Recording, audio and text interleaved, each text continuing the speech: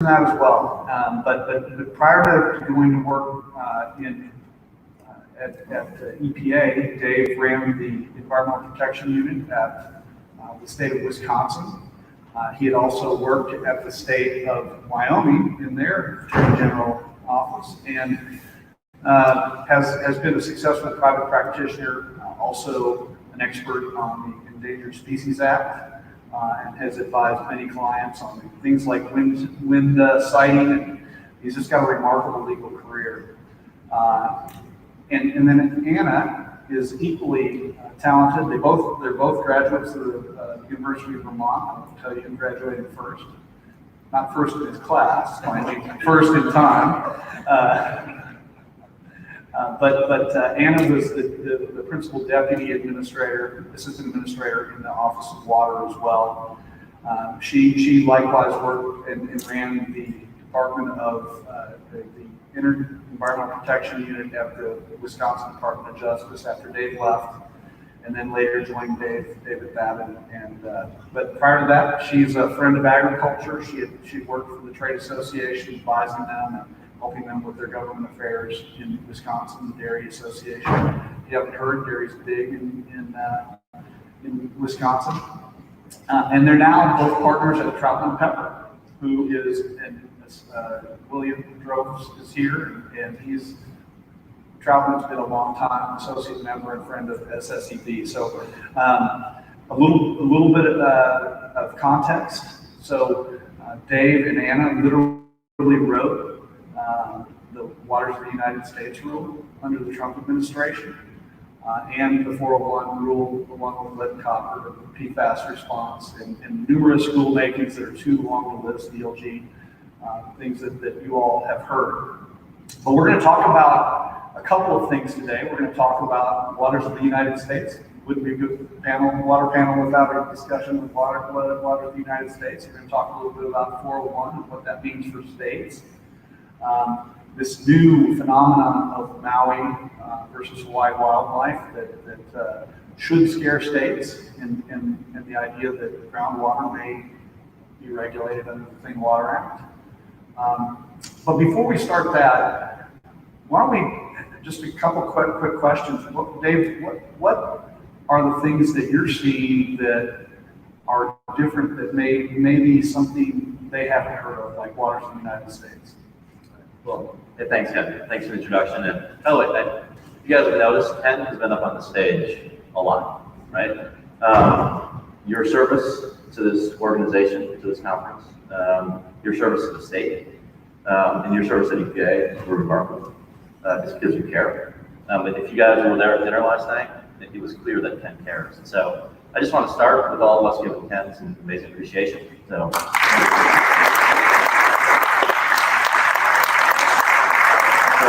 Thanks for the drinks last night. The thing what does the water sector, what does natural resource extractive industry, what does industry need to be thinking about? We'll talk about Lotus. We're talking about Maui. We'll talk about 401. The things that the sexy policy issues that we all read about that drive content in newspapers. But the thing that actually keeps me up at night thinking about long term, this industry, actually any industry in this country, is water security. Water is integrated into energy. It has been, and it always will be. We had a great luncheon conversation with the hydrogen producing truck company yesterday at lunch. And I noticed that their production facility for hydrogen, which takes water, is located in Arizona. That is a water-stressed state. What's happening right now in the Colorado River, in the Trump administration, we had that early on, the first couple of years. We almost had a call on the river. We are now in a call on the river status. And so as you're thinking about, where you run your businesses, how you're developing, whether or not it's renewable uses water, solar uses water, hydrogen uses water. Obviously, the focus has always been on nuclear uses water, coal generating power plants, water. Water is there, but if we don't think about it, if we don't start thinking about where our water is going to come from, both from a water quality standpoint and a water availability standpoint, we're not thinking about water security, and that really is a business risk going forward for you all. And so, one of the things if you ask what I'm most proud of at EPA, we did a national water use action plan. We formed the water sub-cabinet that got the 7 major federal agencies together, focused on water, big federal budget, trying to do integrated water planning for the United States, and water sector workforce. Those 3 initiatives are 3 initiatives that the Biden administration hasn't overturned. They've pretty much overturned everything else I probably worked on. Those 3 things, they can't trumpet them because we're not supposed to get along. But those 3 things, that executive order is still in play for the water sub-cabinet, the National Water Use Action Plan, where produce water, and the oil and gas play is very important. Those things are a foundation for what water looks like 10, 15, 20 years from now. And my number 1 message to folks when I talk about is you're not thinking water without your ESG disclosures. That's coming. It's not just climate, it'll be water. But if you're not thinking about water security, you're missing a major business risk. So the thing that keeps me up at night is water security. And I think that also goes into maybe what some of the things that you're thinking about as well, Anna. Yeah, no, I fully agree with everything that they said.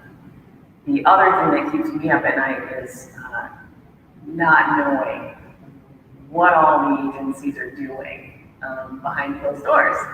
And so I came across a couple of pretty significant rulemakings that EPA is pursuing right now that they're not getting the attention, that the WOTUS or the 401 or the many other, methane rules are getting in the press, but they're really important. So I'm going to share them. I'm going to go a little bit into the weeds on them right here so that folks can get a sense of what they are.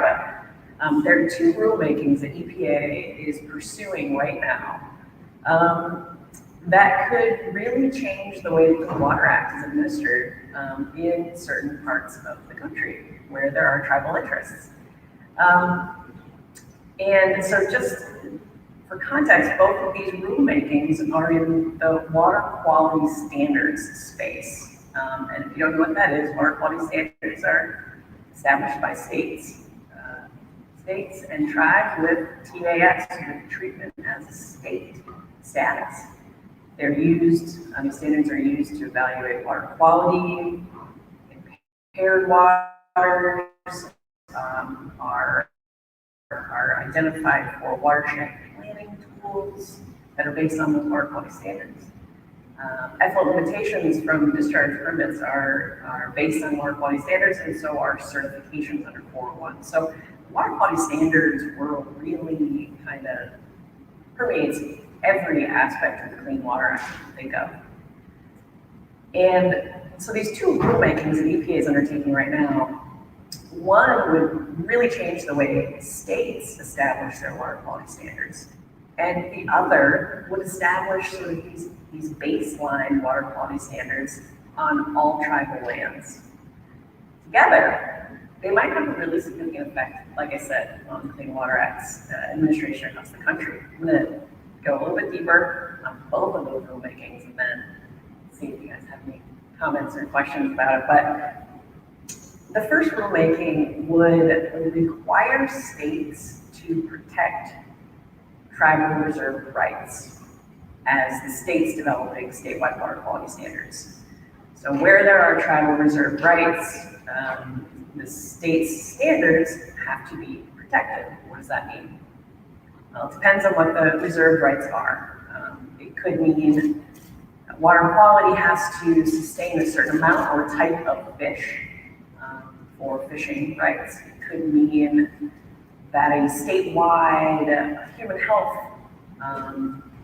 standard must account for tribal or sustenance level fish consumption in the development of those standards, instead of sort of the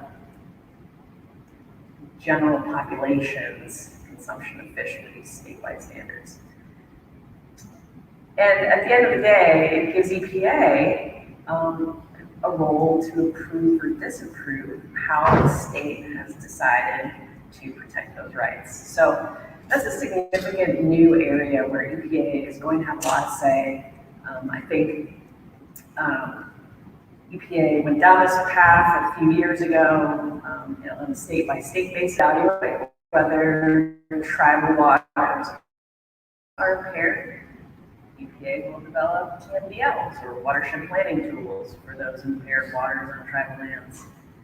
EPA will establish effluent limits and issue certification based on these baseline water quality standards that are now applicable on all tribal lands without a TAS program.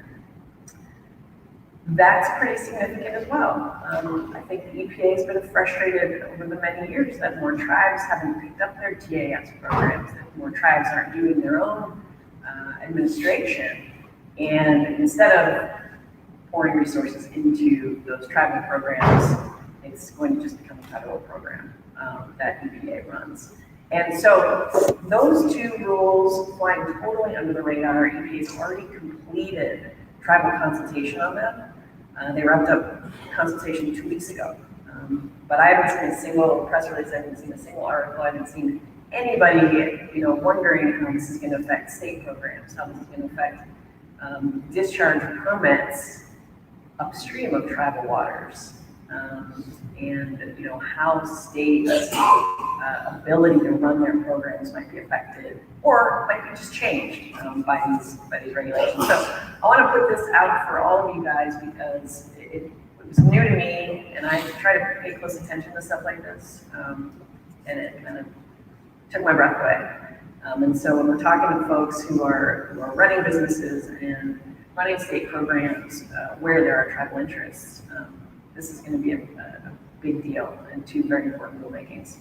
EPA is planning to propose in the spring of next year. So just keep it on your radar. When I think of all the tribal treaties that underpin the history of Oklahoma, 39 federally recognized tribes, all of which had treaties at one time or another that had some, and in many cases, multiple treaties, as we've seen. It really could have a profound effect on how a state promulgates their own water quality standards. We know these waters flow through patchworks of jurisdiction in those states that have tribes, and so you can have one set of standards one place and the federal set no, and the up and downstream impacts are going to be important. So one thing I want to mention is Anna and I, when we were analyzing issues in Washington, in Idaho, and in Maine, some of this law had been developing through guidance and through individual decisions. And so, set aside whether or not there's the right answer, the wrong answer, the policy choices, just set all that aside and just from as a lawyer, how do you impact regulatory change? You got to get through rulemaking. And so, we gave the career staff at EPA some pretty simple guidance. If you want to accomplish this policy objective, you need to go through rulemaking. And that is what we're seeing right now, which is they're doing it right. They're doing the process. It's quiet. And the other point I want to make is if you want to see how this administration came in talking about climate change and environmental justice as sort of the twin pillars, particularly the twin pillars of their natural resources or the Environmental Protection Agency agenda, this rulemaking, these dual rulemakings, is environmental justice playing out in a regulatory setting. A lot of the lawyers, we all bang your boxes with blogs, and newsletters, and alerts, and you get way too much information in your inboxes. This one's quiet, right? We're all writing about what environmental justice might look like at EPA. This is environmental justice translating over to a regulatory issue through a rulemaking. And so the interesting thing is they're doing this pretty quietly, which is, I suspect, they would prefer to get this pretty mature and out to proposed rulemaking before they start getting questions raised by states or regulated entities. But it's this is environmental justice playing out in a regulatory setting in a very concrete way. All right, now that we've sufficiently scared you, we can talk about something slightly less scary, which is not true. The Waters of the United States rule, and this is a topic that is not new to this crowd. We were talking about it 4 years ago in Charleston. They've been talking about it for 4 years before that. You've lived it for many, many years, both as a practicing lawyer, a state fighting it, and a lawyer writing it. What is the exact state of the Waters of the United States rule that the Trump administration put forward, or even the Obama. Well, so the law of the land right now, at least according to EPA, is the regulatory program that was in place before the 2015 Obama Clean Water Rule and before the Trump administration Navigable Waters Protection Rule. The law of the land right now is the 1986-88 regulatory regime that had been amended through Supreme Court precedent, also through the famous Rapanos guidance, the Swank guidance. So we are back to the system that we're operating in from 1980s, 90s, and through the mid 2000s, where the significant nexus analysis, Justice Kennedy from the Rapanos decision, that's back in play. When we wrote the Navigable Waters Protection Rule, we did potentially anticipate a loss in the district court. And so we did breathe life back into some of that early guidance documents that industry, at least, it's a playbook that they know how to be regulated by. So the law of the land right now is the 86-88 regime. The Obama rules off the books, Trump rules off the books. And the litigation may still have something to say about that. Back to square one and waiting on the courts. Fair? Yeah. Anna, what are some of the things that we can anticipate from a new rule? In the waters of the S space? Yeah. It's a great question. We hear the administration talk about wanting to find something that's durable. I've actually heard more talk recently about just codifying the 86 regime that's been in place through guidance over the years. So, if they really want to do it right, maybe there's some space there in the middle, but I think there's going to be just so much pressure from stakeholders to go above and beyond, to go to a place that may not be durable. So I think if they want to really set their mind to it, they can probably do something that would stick in the court, but it's very, very challenging in this political environment. It was for us.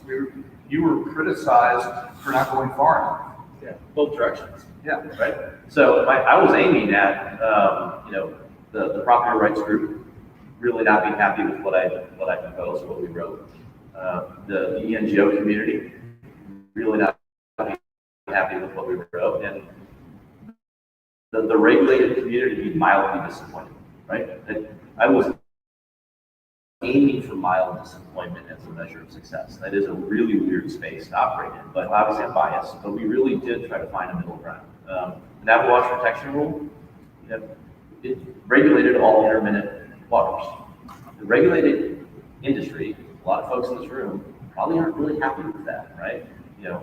I drew the line at ephemeral versus intermittent because that was a very clean line you could implement it out in the field, and I felt very strongly that ephemerals were to be regulated, if at all, by the states. And that's one of the great fallacies of this debate is if the federal government doesn't regulate, all hell breaks loose. We forget that there are 50 states out there with mature programs, amazing staff at each individual state that regulates. They know the resources best. And so we focus on sort of rebalancing, reframing, that power relationship between the federal and state government. I think what's going to happen now is the Biden administration is talking about trying to find durability and balance. But I would expect them to go back to regulating ephemerals, if not all of them, at least most of them. I think they're going to feather jurisdiction back out in the watershed. So the isolated ponds, the isolated wetlands that were theoretically somewhat in play under the 86-88 regime, definitely went all in under the Obama 2015 rule. Those are going to come back and play. And I think Anna's right. How do you create durability? Politically, they're not going to be allowed to do that, right? They're going to say the right things right now that they want to do a middle ground between the Obama rule and the Trump rule. But if they're going to start with a baseline and they're going to start writing from something, are they going to start from the 86 regime, which was kind of hard to implement, and quite frankly needs Supreme Court precedent to overturn some of the reg text? Are they going to start with our rule? Well, no. They've already stated they're not going to. So I think they're going to use the 2015 Obama administration rule as its base and go from there. And then the question is, can they restrain themselves? I was working for the state of Wyoming and then the state of Wisconsin, helping lead the 31 states litigating against the 2015 rule. And it really wasn't all that hard to try to shoot that down. because they extended beyond what I thought was statutory authority. The question is can this administration show restraint? It'll be interesting to watch that play out. I do want to make a point, and Scott Thompson, my DEQ director, and Rob Singletary, his chief of staff, and our former general counsel are here. Not only do we have strong programs in the state, but we actually implement the programs for the federal government. And I think that gets lost in this shuffle of, oh, if the federal government's not, we're just walking away from these streams. When in fact, that same federal government entrusts states to implement those programs. And I think that gets lost a lot of times. I think the political pressure point is also a great one because you felt it. I mean, it was from a different direction, but that you weren't doing enough. And I think that's the real harm is we don't get the opportunity to sit down and say, okay, let's all get uncomfortable and get something that states, tribes, the federal government, industry, NGOs all know the law.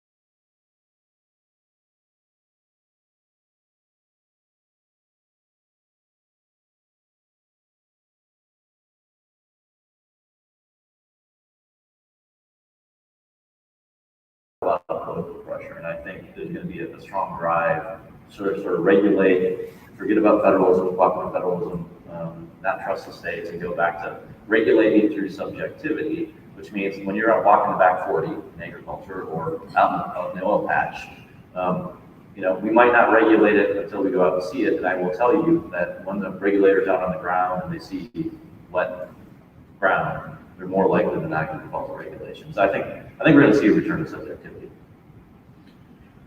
So we've talked a lot about states and tribes and even water quality standards. And Anna, you went and you were responsible for the writing of the 401 rule that was issued under the Trump administration. Dave may have signed it, but you wrote it. And one of the things I found fascinating was how you went back to the actual congressional intent on the writing of the Clean Water Act. What a novel idea to actually figure out what Congress intended when they wrote that law. But before I let you dive into that, why don't you tell states why 401 is important to them? Sure.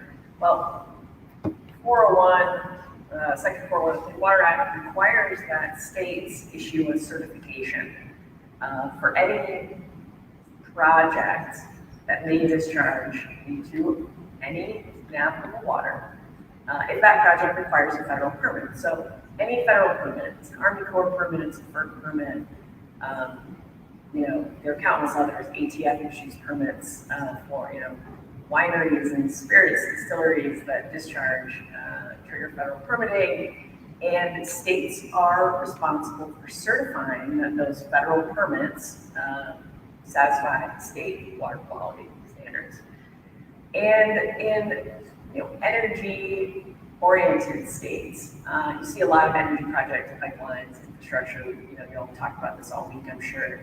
And many of those are interstate projects, meaning that more than one state has an obligation to issue a certification. And for around 50 years, although it's a federal program, it's a Clean Water Act program, states are the primary administrators of Section 401. And the federal government has largely been hands-off, and by that I mean EPA, and also many of these federal agencies not really understanding the requirements under 401. So with EPA being hands-off, for many, many years, states have developed their own programs, their own procedures, their own substantive requirements, and so it's really a patchwork from state to state. So when you have something like a multi-state pipeline project, for example, you might have 4 or 5 different procedures, 4 or 5 different substantive requirements, all that are supposed to meet the standard of Section 401 certification. And so, with that sort of backdrop, I think there's been a lot of litigation over the last decade or so around 401, with a handful of states making decisions under 401 that affect business interests and really foundational interests of other states. And so, the 401 rule that we developed was really intended to try to set a standardized approach for 401 from state to state across the country, so everybody knew the rules of the road, right? Go back to the rules of the road, which is what Dave was just talking about in the United States. You start to pick that apart, and you're really guessing, well, what am I going to have to go through to get my permit, to get my approval, my certification in this jurisdiction, and what does it look like in the next jurisdiction? I want to put some context around that from the state perspective. And this is in conjunction with Rob and Scott from DEQ. We issue these certifications all the time. It could be a highway project, it could be a pipeline. For Oklahoma, it's traditionally a 60 to 90 day process. So I think that's important context when we talk about some of the things that you did. And tell this crowd about kind of that nuance that if the state just doesn't respond, what happens? Because it's a really interesting loophole from a lawyer's standpoint. Not from the company who's trying to get it done. Well, so the Clean Water Act requires states to act on a certification request within a reasonable period of time. That's not to exceed 1 year. Under the statutory framework, if a state fails to act on a certification request, then the requirement for certification is waived. And so a state, if it doesn't act timely, loses its opportunity to certify a project. And in the certification process, the state is given the opportunity to add additional conditions to ensure that your water quality standards are complied with.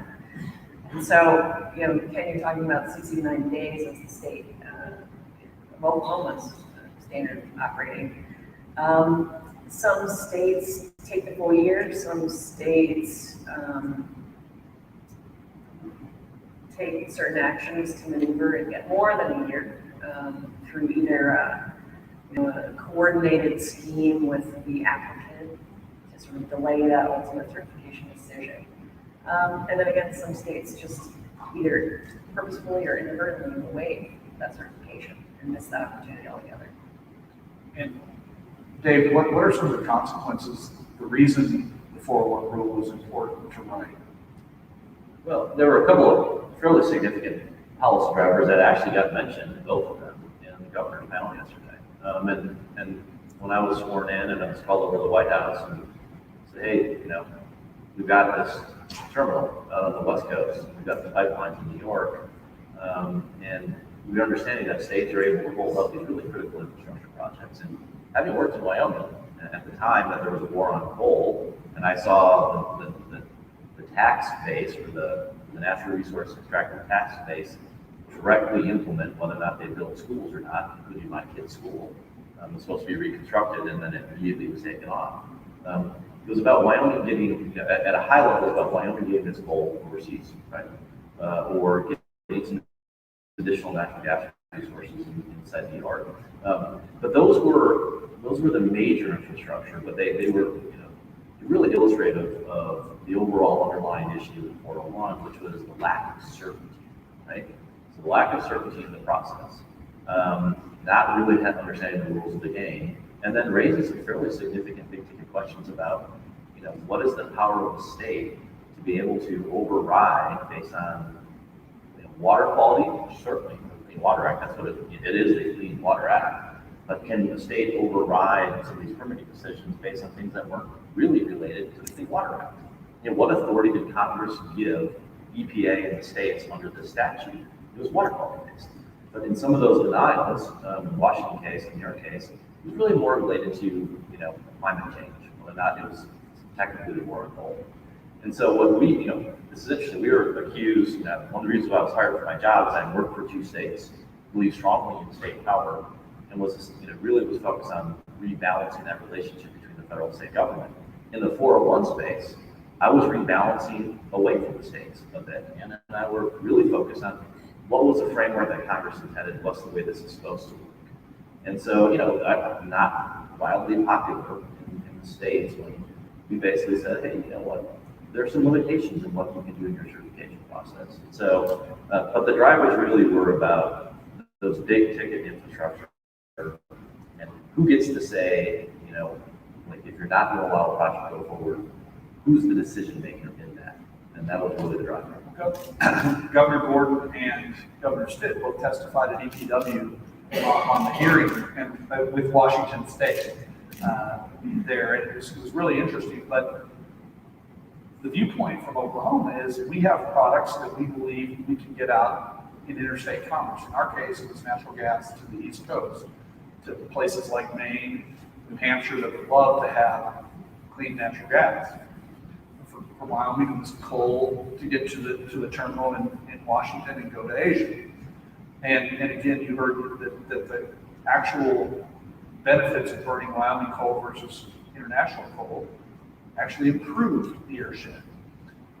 But we viewed it as, okay, if they tell us we can't because they don't like natural gas, will they tell us that they don't like our beef being sent throughout the country because of climate change? And so we saw it as an infringement on states' rights, even though it does technically, and it's been interesting to see, the Biden administration in overturning 401 champion that, oh, we're the friends of the states, and then every other thing they do tells us that states are irrelevant, including their view on waters of the United States or otherwise.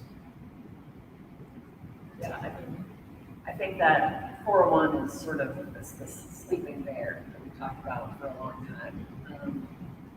For decades and decades, it was just sort of, it was either a quick process in most states, in most cases, and then we started paying attention to it. And now it's a pretty effective weapon to drive policy. And if EPA needs to rewrite, expands the scope of what 401 and the Clean Water Act is intended to regulate, then it can become a very potent weapon for all sorts of industries and interests. And so what we really try to do is cabinet, keep it tied to water quality, keep it tied to the state's water quality standards, really, which was a driver. If you read congressional history on it, they want to make sure that the federal government, through its permitting process, couldn't run roughshod over state water quality standards. That is the essence of 401, and it's been used so differently by some states that if you don't rein it in, you're gonna have problems across the economy. 401, it has risen in prominence, and it really is going to be a significant issue over the next decade. We kicked a hibernating bear with the 401. When I walked into the building at EPA headquarters, I might have doubled the 401 knowledge in the building. There's some out in the regional offices. One of our last calls on 401 as we're going through the nationwide permitting, the Army Corps of Engineers 404 nationwide permits, and having to run through the 401 certification for that. We have 50 to 100 people on the phone call across the country. EPA staff. Yeah. And they're like, this is a cool new tool, right? We just gave them some great tools for Christmas. And so, should we have done the rulemaking? Yes, because it was a 50-year program that was in conflict. The regulation is in conflict with the statutory text. As a lawyer, that drives me nuts. And it needed to be fixed. But, we're now living in a world where 401 is, in the space of becoming a veto-style statute akin to the Endangered Species Act. I think that's the reality for the next 10 to 15 years, is folks in this room, your industries, are just going to have to get smart on 401. Yeah, and right now, there's a huge opportunity because of the rulemaking, right? And so Dave and I now on the private sector side have been a little bit underwhelmed with sort of the coordination by interested stakeholders. And I think that, folks who are concerned about this ought to get together in a room and try to come up with, a like-minded set of policy issues to bring to the agency, because I know that they're hearing from certain stakeholders on this. I'm not convinced that they're hearing enough from the energy side, from infrastructure at large. I mean, we're talking about trillions of dollars in infrastructure money coming from Congress and this looming uncertainty with the 401 rewrite. I mean, you can't even swear those. And I just don't know if the agency's getting that message right now. So. As we continue to brighten people's day, Or good. but I want to get to Maui, because Maui has certainly been in the news, but I don't think a lot of people really understand what it means. I'd like to think about it too, but technically on vacation. Yeah, exactly. You're in Oklahoma City, that's just like Maui. Anyway, I first, we talked about it when we were at EPA under the conduit theory, right? This idea that surface water, those waters that are regulated under the Clean Water Act, are somehow influenced by groundwater or other waters. And, it was how much of that connection needed there to be before it became a water of the United States, that you would have to get a discharge permit. And so we heard for the first time the term functional equivalent. Dave, why don't you explain a little bit about that, and then I'll get Anna's thoughts. So there's a new world that we're all going to be operating under. So whether or not you need a Clean Water Act, MPS, or a state issued permit for a discharge that goes into the groundwater that eventually travels to surface water, if that pollutant delivery can move from your, whatever it is that you're doing, produced water pit, discharge point, stormwater control basin, whatever it is, land application for agriculture. It doesn't, so if that pollutant can get through into the surface water, at the historical perspective was, Congress sort of kept groundwater to the states.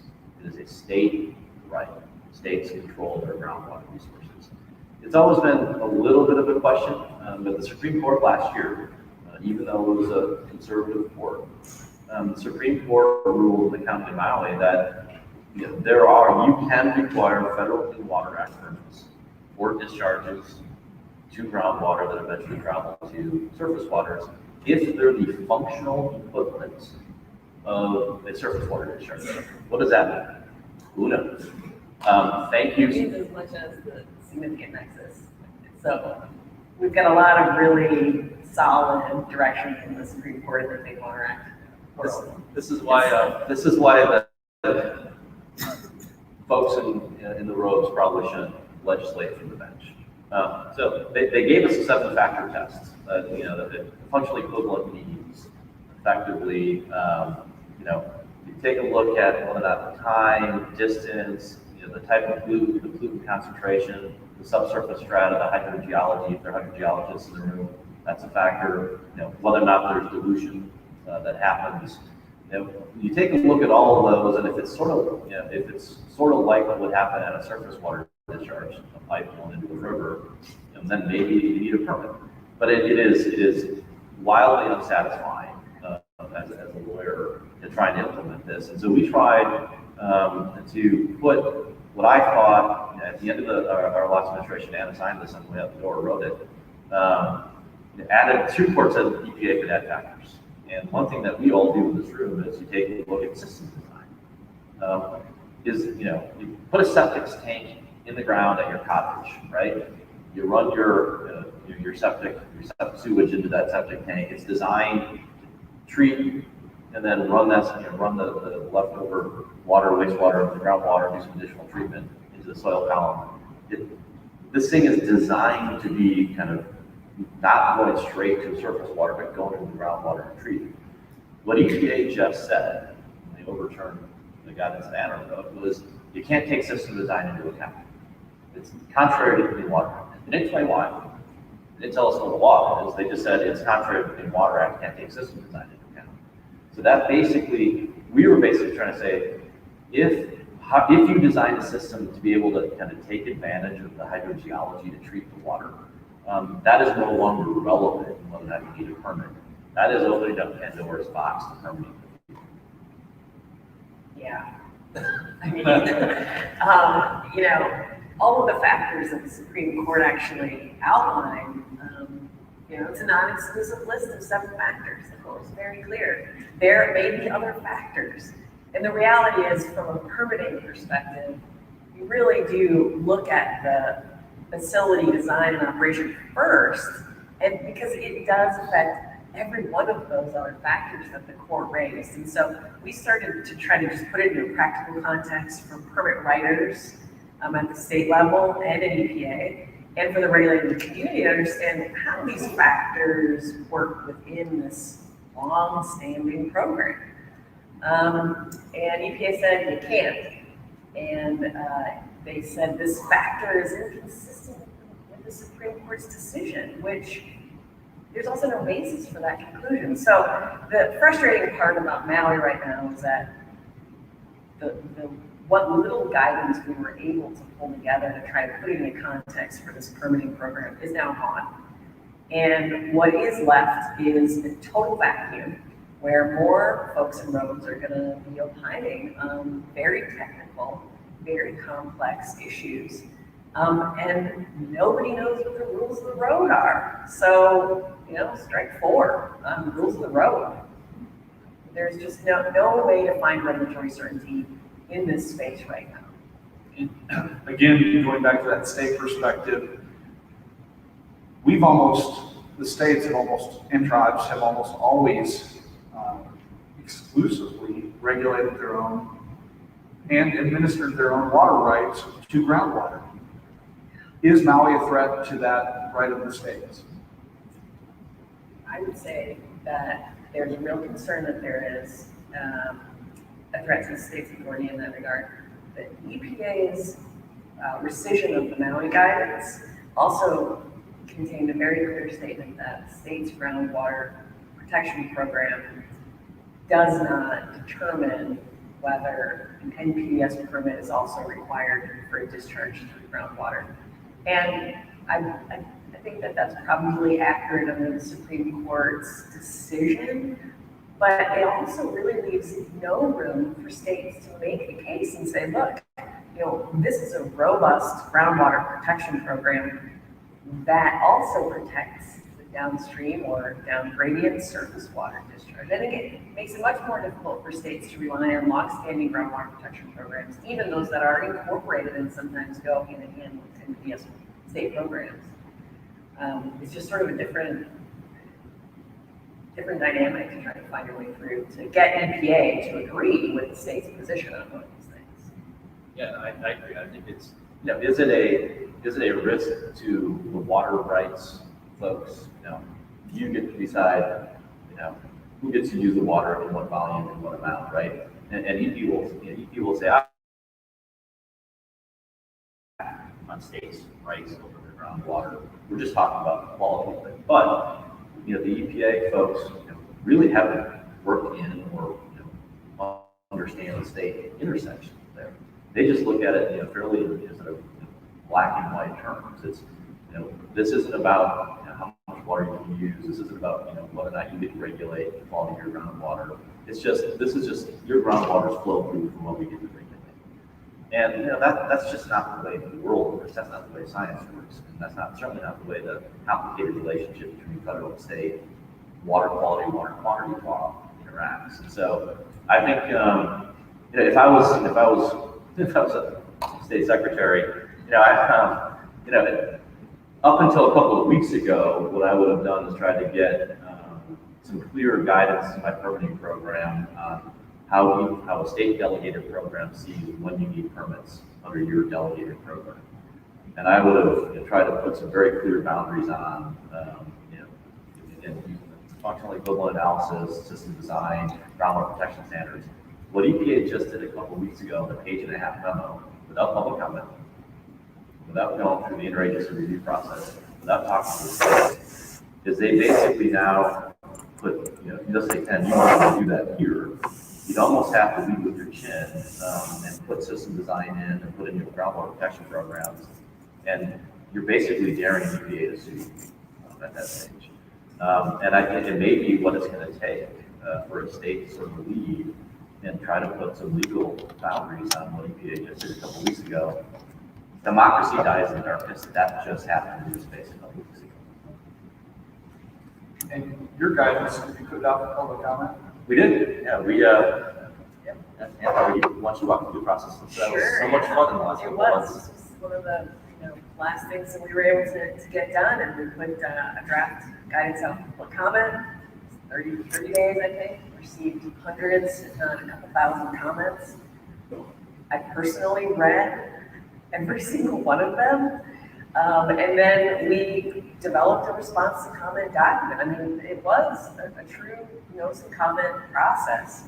There's, the draft, the final, the response to comment document, and a fact sheet was all developed through the course of a, 3 or 4 month process, and it was wiped away in a page and a half with no comment, no process, no notice, nothing. And so, setting aside our work component, there's sort of a procedural question. I'm like, well, what else can you just flip a switch on and create chaos? I think there's a lot of opportunity in their taking so far, a lot of them on. The irony is in their press release, they criticize the lack of public process and interagency process for our guidance. And I'm just a tad bitter about that. Because the guidance document we really wanted to write looked dramatically different after we got beat up by the Department of Justice and Office of Management and Budget and everyone else. We went through that slog, and we basically limped out with with our system design as at least we got something done. But to be criticized for not doing the interagency review process, not doing public comment, the irony of eliminating our guidance document with a page and a half without any of that is just, anyway. And not in a page and a half, that's without consequence. There are legal conclusions in that document that are gonna have effects on programs across states. And so it's difficult. It's a difficult environment right now. Well, now that we've literally given you guys some really good news to take home to you and take to your lawyers and talk about that, I'd love for you to we're out of time, but I'd love for you to give these two true experts a hand.